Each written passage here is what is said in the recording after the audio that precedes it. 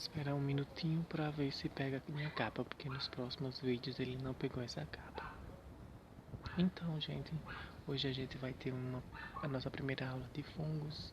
Vou falar um pouco da introdução, a importância desses micro-organismos, né? E também a sua relação ecológica, tá bom? Então, quando a gente pensa logo em fungos, né? Em geral, a maioria das pessoas associam os fungos a coisas negativas, tá? Porque em geral conhece os fungos, né? Por causa de um fungo que deu numa unha, né? Que é um tipo de micro-organismo ali que vai o quê?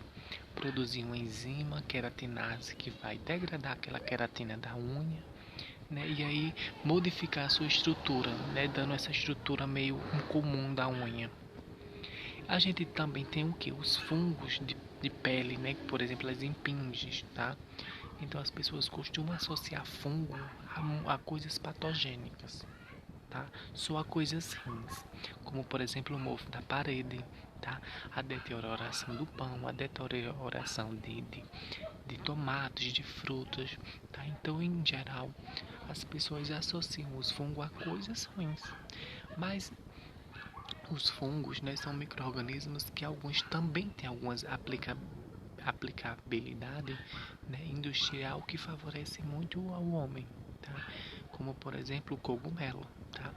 O cogumelo, gente, ele é um fungo, tá? Ele é formado por micelas, por hifas, tá? Então ele é um fungo e ele é muito utilizado, eu acho que algumas espécies, como alimento, tá? Como um possível substituto ali da carne, tá? Para quem ali é vegano, né?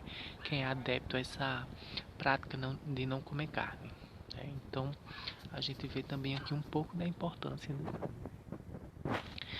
E a gente tem que saber, né, que existe uma grande diversidade de fungos, né? A gente só conhece 10% das espécies até hoje, né, estudada no mundo, né? Apenas 10%, né? Então, os outros 90%, né?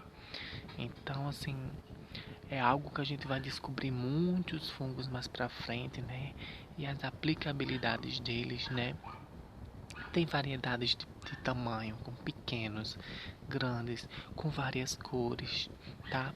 Alguns fungos a gente consegue observar ele a olho nu, né? Como a colônia ali dos fungos filamentosos na deterioração de alguns alimentos. A gente tem outros fungos, né? Que a gente só consegue ver no microscópio eletrônico de tão pequenininhos que ele é, né? O olho nu da gente não consegue captá-los.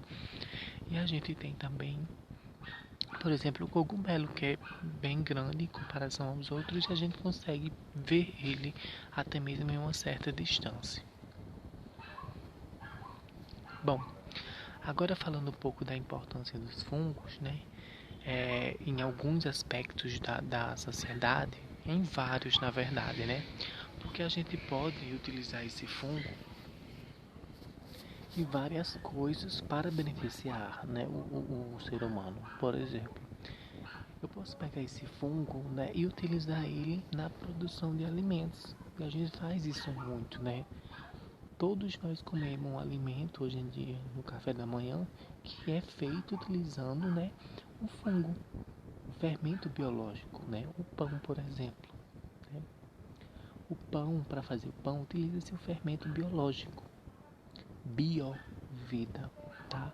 Então, aquele fermento biológico nada mais é do que um fungo que se chama Saccharomyces cerevisiae, que utiliza ali na produção de pão, de pães, de pizza, tá? Que ele tem a capacidade de o que? Consumir a glicose presente ali na farinha, tá? E transformar cada molécula de glicose em uma de etanol e outra de carbono, tá? E como a farinha é composta por gliadina, glutenina, que são proteínas, quando a gente adiciona um líquido, por exemplo, água, forma o glúten, tá? Que aprisiona esse gás que é produzido pelo fungo e aí tem um processo fermentativo. É só no pão que a gente utiliza fungo? Não. Em vários outros alimentos também a gente utiliza o fungo. Tá? Por exemplo, na produção de cachaça, na produção de cerveja, também se utiliza Saccharomyces cerevisiae e outras espécies também, não só apenas a Saccharomyces cerevisiae. A gente também tem, né, a aplicabilidade enzimática desses fungos, né, que a indústria ela faz a coleta desses enzimas que são produzidos por fungos, tá? Porque os fungos, lá nas suas hifas, quando ele vai degradar alguma substância, seja ele madeira, tá? Porque os fungos eles conseguem se adaptar muito mais do que as bactérias, eles são mais resistentes, porque até em madeira eles conseguem crescer, tá? Eles conseguem degradar lignina, celulose, tá?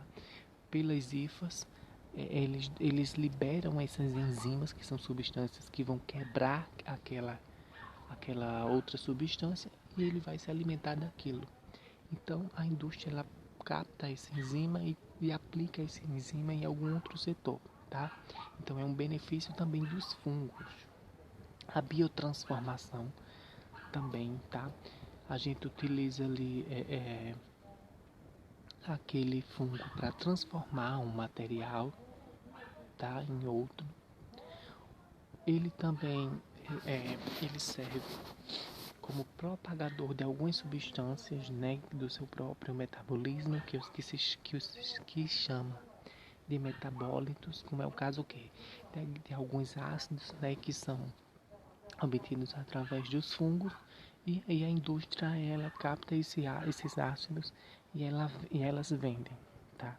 Então, os fungos também são capazes disso, né? Tem vários setores ali que a gente pode trabalhar com ele. Também em relação ao ambiente, né? Algumas espécies de fungos, né, ela tem a capacidade de degradar, por exemplo, o plástico, tá? Quem ouviu falar recentemente, né, dos oceanos de plásticos, né? E se a gente tem alguns micro-organismos que fazem essa degradação de plásticos, né, é muito benéfico, porque já é um ponto positivo ali para reduzir aquele lixo, né, do mundo, tá? Na indústria farmacêutica, tá, que a gente tem a penicilina, tá, gente? Que é meu Deus, eu esqueci o nome, é um antibiótico, tá? Que foi produzido a partir de uma espécie de fungo, tá? Que em contato com a bactéria, ou com algumas bactérias, ela consegue inibir, né? Matar aquela bactéria em uma quantidade ali desse substrato que ela consegue produzir. E a gente tem também o que? O fungo utilizado na agricultura, tá? A gente sabe que tem algumas bactérias ali que elas conseguem ali ser patogênicas para os vegetais, e quando ela ataca ali, né, a plantação ela destrói completamente. Então, alguns fungos que a gente pode colocar ali, utilizar como pesticida, tá? Porque o fungo não vai fazer mal à planta, mas ela vai fazer mal à bactéria que destrói a planta. Então, ela também tem aplicabilidade de pesticida em indústrias, tá? Então, a gente vê que, em geral, a diversidade de aproveitamento ali dos fungos. Então, ele é muito importante, né, para o desenvolvimento humano. Bom, agora a gente tem que falar um pouco, né, da descoberta da penicilina, tá, gente? A descoberta da penicilina, né, se deu de forma acidental pelo médico e bacteriologista escocês Alexander Fleming, tá, em 1928, que ele estava o quê? Pesquisando substâncias capazes de combater bactérias em feridas, tá? Justamente por causa ali das guerras, tá? Que ele já tinha percebido que muitos soldados morriam, tá? Devido que de infecção por bactérias nas feridas. Então, como isso aconteceu, né? Ele esqueceu o material de estudo sobre uma mesa enquanto saía de férias, tá? Ao retornar, ele observou que culturas de Staphylococcus aureus, que é uma bactéria, estavam contaminadas por um mofo, tá, gente? Que mofo, na verdade, é um fungo, tá? Quando a pessoa fala de mofo, ela está se referindo a fungo. E que nos locais onde havia o fungo, existia halos transparentes em torno deles, indicando que este poderia conter alguma substância bactericida, tá? Essa foto abaixo aí é a foto de Alexander Fleming, tá? E a outra foto dessa placa Petri é uma análise que eu esqueci o nome agora, que é alguma coisa em discos, tá? Esses disquinhos, é só pra gente compreender, não é que essa placa foi utilizada na descoberta, tá? É só pra gente ter uma noção como ele descobriu. Digamos que essa parte, que a placa, por exemplo, toda estava consumida pela bactéria. A bactéria ali estava consumindo os nutrientes daquele meio de cultura. E aí eu peguei uns discozinhos de papel, tá? E coloquei uma substância ali, tá? Que é a substância produzida por esse fungo aí, tá? E aí, digamos que a placa estava lotada de Staphylococcus aureus, tá? E aí eu peguei esse papelzinho lá com a minha substância do fungo e coloquei na placa. E ao redor desse papelzinho, a gente observou que não houve o crescimento do Staphylococcus aureus, tá? Foi isso que Alexander Fleming, tá, observou lá na descoberta ali da penicilina, tá? Esse halo é essa partezinha transparente ali ao redor do papel, tá? É uma análise antimicrobiana em discos, tá? Só pra gente ter uma noção. Bom, aqui tem alguns produtos que são produzidos, gente, por micro-organismos, tá? Por exemplo, alguns fungos, por exemplo, né, eles são capazes de... tem estudos que utilizam fungos para a produção de uma espécie de tecido, tá? Uma espécie de couro ali que eles fazem sapato, bolsas, né? Tem algumas pesquisas já voltadas a isso. Tem outros tipos de fungo, de micro-organismos, tá? Que são utilizados, por exemplo, para o quê? Para a produção ali de embalagens, tá? Essa embalagem da garrafa que vocês veem que parece um isopor, na verdade isso dali são micelas de fungos, tá? Então é algo ali que é muito bom para o meio ambiente, tá? E também tem alguns fungos que são produtores ali de corantes, tá? Que a gente pode utilizar esse corante que é natural, né, obtido de fungos na indústria ali de alimentos, por exemplo, que a gente sabe que os corantes hoje em dia ali de alimentos são alguns são bem tóxicos, né, ao longo do tempo na saúde humana, tá? E a quantidade dele excessiva é bem perigosa para a saúde humana. Bom, agora falando das relações ecológicas, né? Então, os fungos, né, assim como algumas bactérias, a gente viu na aula lá das bactérias, né? Eles são decompositores, tá?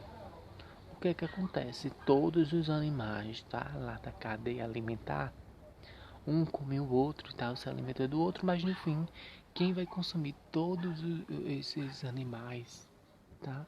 Vai ser os fungos e as bactérias, tá?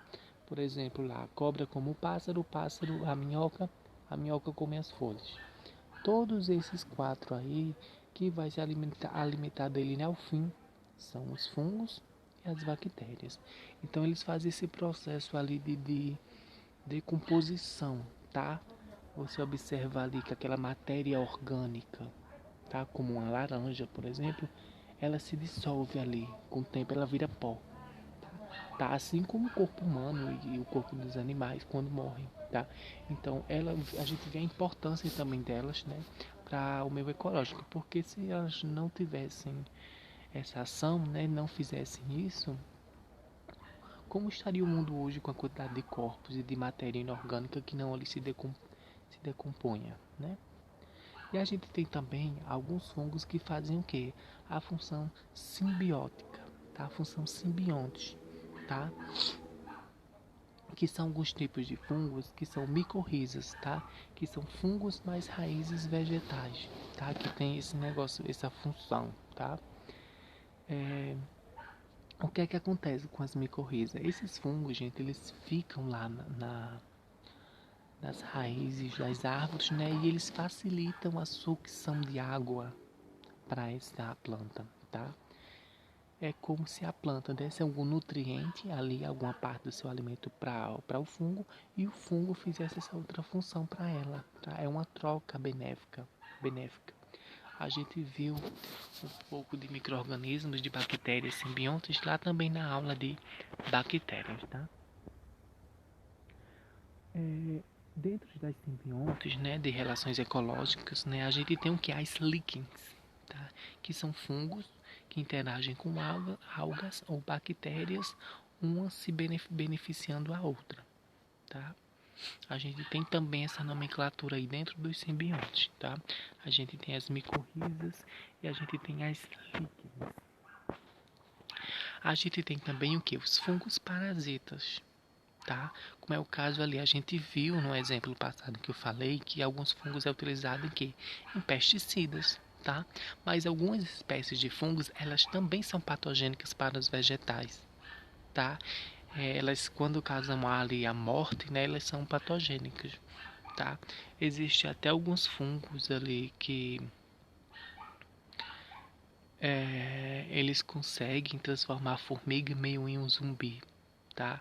Então ela meio que parasita ali o hospedeiro, tá? Ela vai ali no vegetal e ela consegue se alimentando daquele vegetal. A nossa pele também, tá? São fungos parasitas, tá? E a gente tem o que? A gente também tem os fungos predadores, tá? Essa espécie aí é meio marrom mais escura, que é o nematode, que aí tá em inglês, tá? É um verme, tá?